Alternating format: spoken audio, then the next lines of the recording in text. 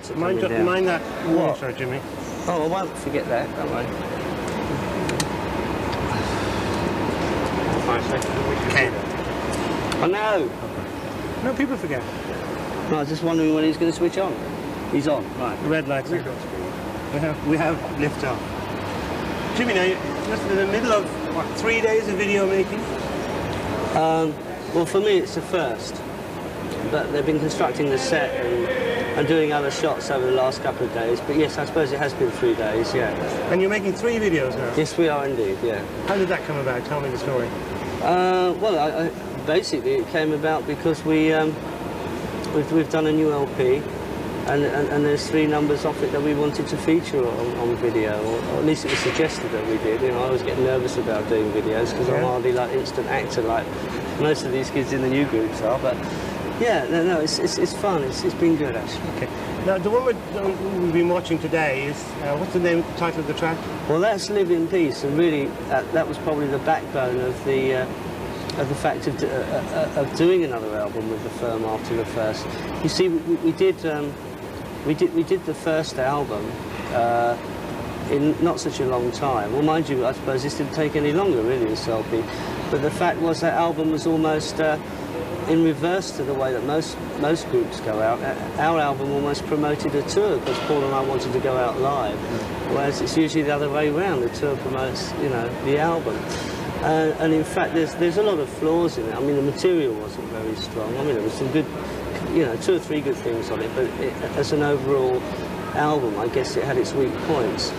And after having, you know, gone on the road, especially playing in the States where you can do, a consistent tour and play to people and, you know, just sort of generally get electric between audience and band, really the band owed it to themselves, or to the people as well, really, you know, to sort of do another album and just see how it would go. Obviously, when you do an LP, it comes down to whether the music, at the end of the day, is any good. You wouldn't put it up if it wasn't. But anyway, that was the concept of it. And "Live in Peace" was one of the backbone numbers that was there from before. You see.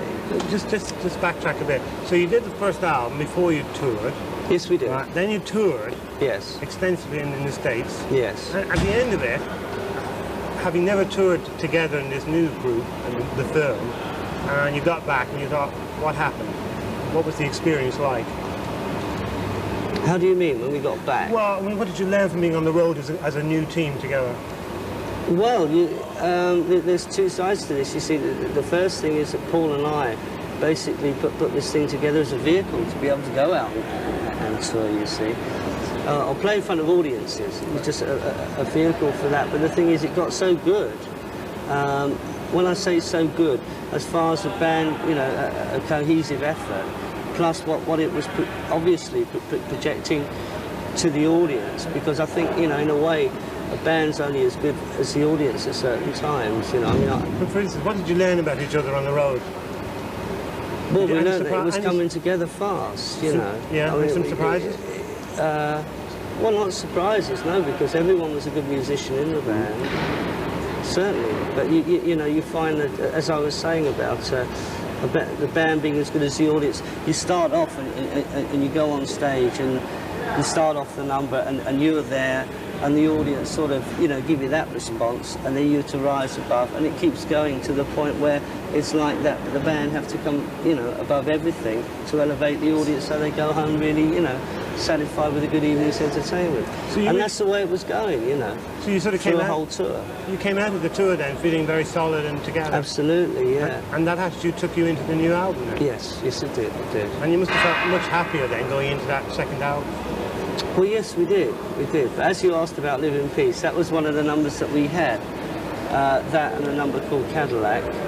Those were the only 2 that we did from the past. Anyone may have heard if they'd been to see any of the shows. And all the rest of the stuff was new material that we had to write. Right. So consequently, that new material really was again, you know, the suck it and see aspect. Okay. Now it's called Mean Business, right? Yeah. Why? Well, why not? I mean, it's a pun, you know. It's a pun. I mean, is it? Tell me what you think it implies. I mean, in terms of, right, we're getting this is the second album. Well, they're not messing around, are they? I mean, I'll leave it to all the press to say they mean business, you know, this is business, but it's the other aspect. For you, it means music business. Meaning Well, business I hope that, you know, from what we did before, from the first tours that we did in the States, as rough and ready as it may have been, I think people would appreciate that we did mean business, and we certainly do now. And I hope that that comes across, you know, with the material that we've done and the way it's been recorded, etc., etc. Now, you co-produced it with Julian Mendelsohn. Yeah. How did you meet up with him?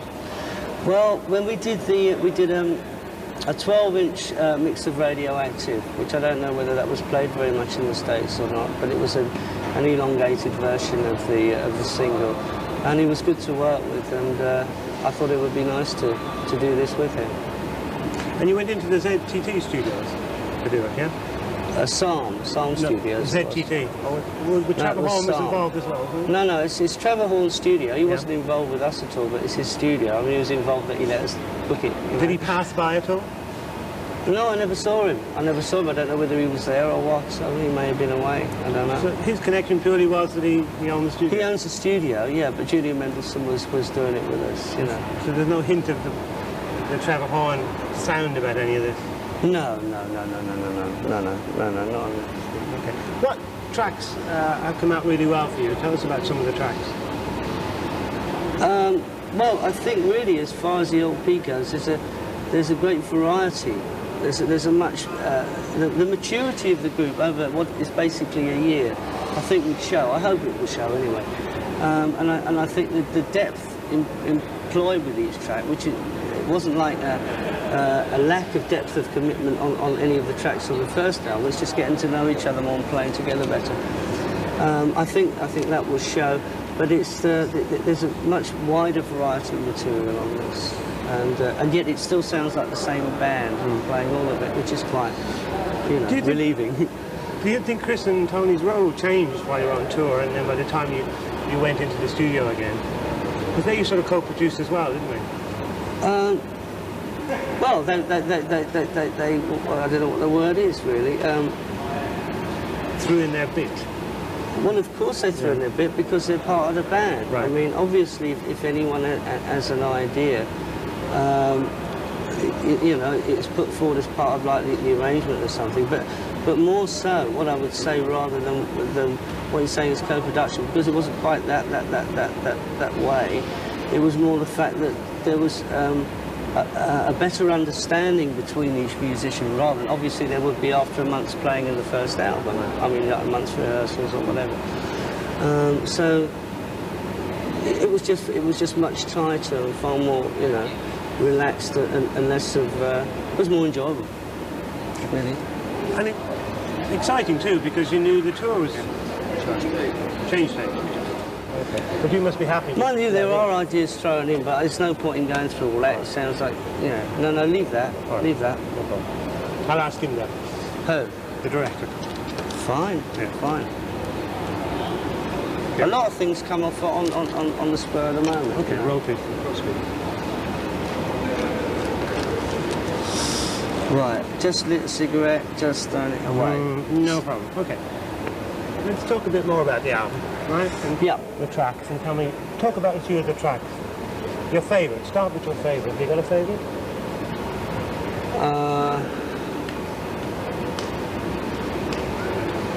I haven't got any. There's nothing that I would say was the overall standout track that's better than everything else. Purely because everything else has got its own identity. Now, I don't know when this interview is going to go out. Soon. If it's going to go out when people have heard the LP as such, it's different. Because I could go into the tracks and the identities of them. If not, it sounds like a load of waffle. No, it doesn't, because people will be interested to know what you're doing at this moment. But I mean, you could say a title and explain it this way and say another title. It won't mean nothing. Okay. We'll talk about Live in Peace, which we've been hearing a bit of today. Right, okay. And tell me about that. Well, as I say, that was a number that was featured when we first went to America on our first tour, even in Europe on our first tour. There was a number from Paul's solo LP. There is a version of it from Hammersmith that was live. However, and that came out on the B-side of that 12-inch single Radioactive I was talking about. However, at that point, that particular concert, it was, well, the European tour, the first LP hadn't come out, so people were hearing like 2 hours and a bit of material they'd never heard before, apart from You Lost That Loving Feeling, possibly. That would be the only one they'd ever heard. So, as you can imagine, it was nowhere near as good as what it was at the end of the American tour. And that's why I said it was like the backbone of doing, and it had to be recorded again with this band, for sure. You know, because everyone, you know, we all loved it as a number so much, you know. And it had grown so much from the early days.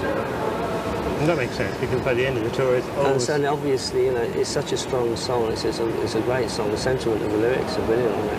Okay. Will that be released as a single again? I don't know, Could be? Well, it could be, I don't know. When is the album due out in the States? In the new year, early new year. And you're making 3 videos today. You're going to make a sort of half-hour video? No, video? not today, not today. I mean, over these few days? Yeah, over these few days, yeah. And it'll be, you'll release a half-hour video, I gather, of these 3 songs and some other bits?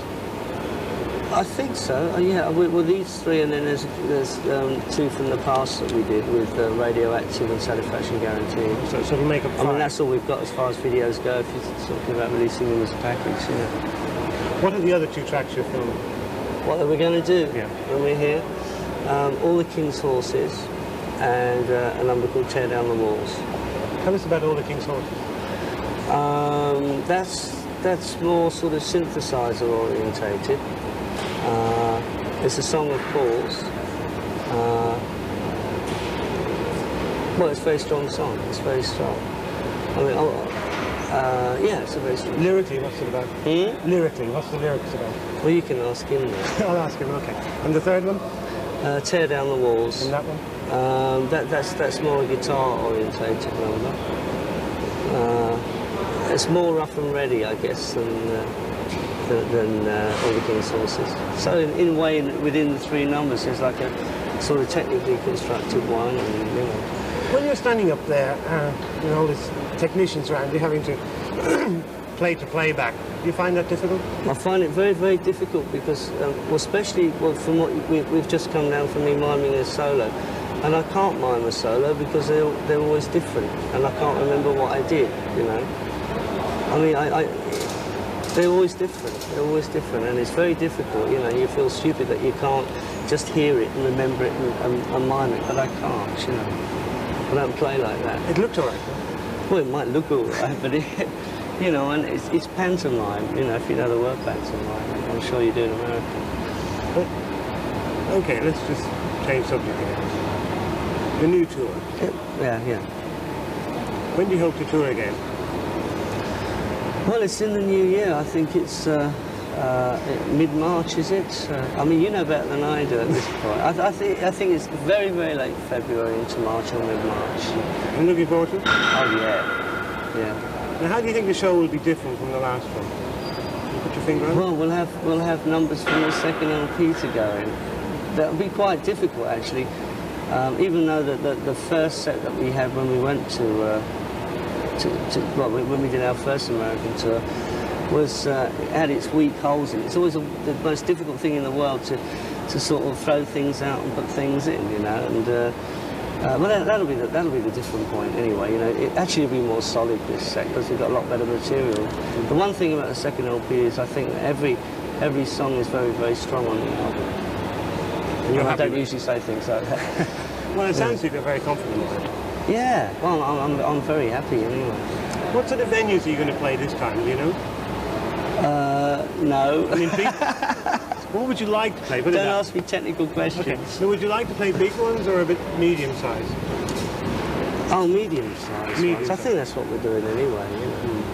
Yeah. Really, I do think that. Do you think any Zeppelin stuff will ever creep back into the repertoire? I don't think so.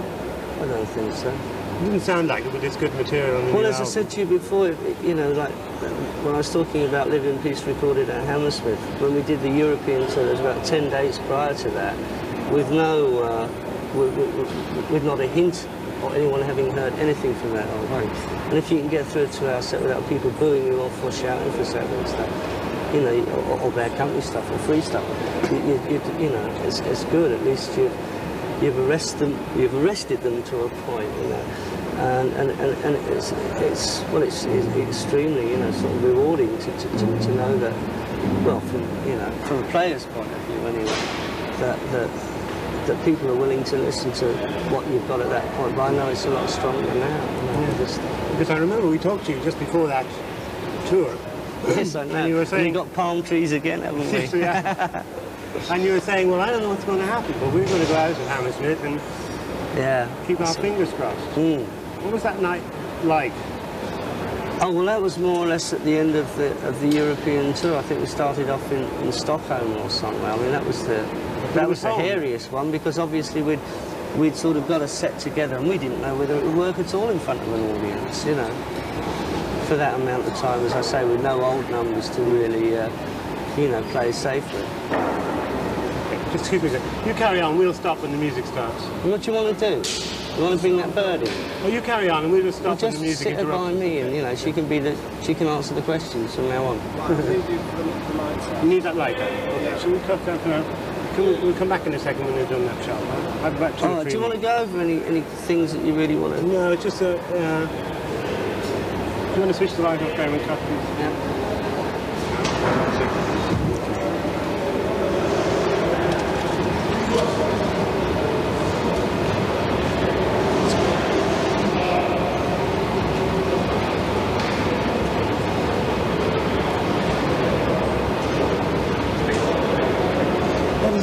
Jimmy, that you've been doing some stuff with the Stones. Yeah. Tell us about it.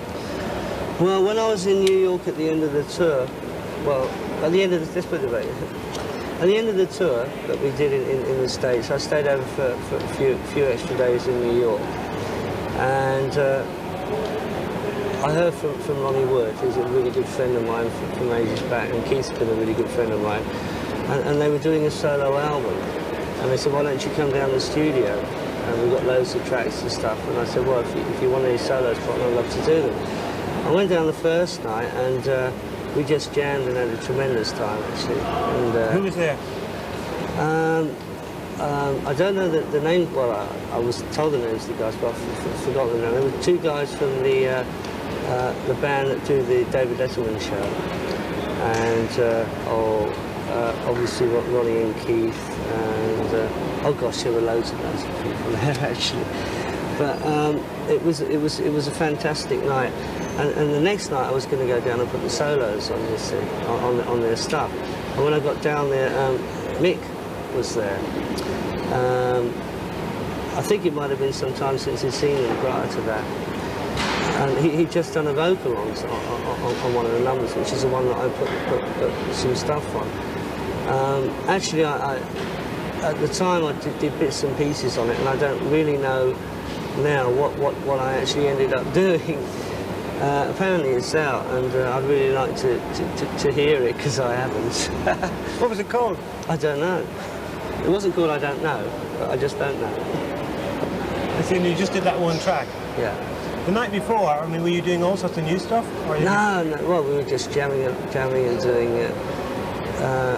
Well, you know, just the usual type of things that are jams, 1 chord things, 2, 3 chord things. I remember one point when Keith started doing he started doing the Chuck Berry things, and I mean, he's like a locomotive on that, so there's no one I know who could do it like that, do that Chuck Berry thing. Yeah. That was great, we had a great time the first night. So the second night... Second night, I don't know what happened, and I don't know what's out. Okay, so somebody should tell you. Oh, they didn't put all my wrong notes down. Somebody should call you and tell you what you did. Well, it would be nice to hear what's out, and I can tell you that as a fact. Okay. Now, have you done any work with Roy Harper lately? I haven't had a chance to do any work with Roy since the band started, really. Well, oh yes, actually, I did do some stuff with him, but that's all come out on an album, the advertisement album. That's yeah, some time back, yeah. Do you think you might get around to working with him again soon? Well, on record, yeah. I mean, I've done a few things in clubs with him, with a couple of acoustics, you know, just sort of turning up every now and again, sort of thing, when he's in London. I hope so, because I really like playing with him. It's good. Are you going to have a rest between now and the tour? Quite possibly, yeah. Are you up to some scheme? Have a musical retirement. Are you up to some scheme in the new year? I'm always scheming. Thanks for talking to us. Thanks a lot. Great. Good. Okay. That means I asked the question, you say, did you ask her like that? Yeah, well, You answered it very well. Okay. Great.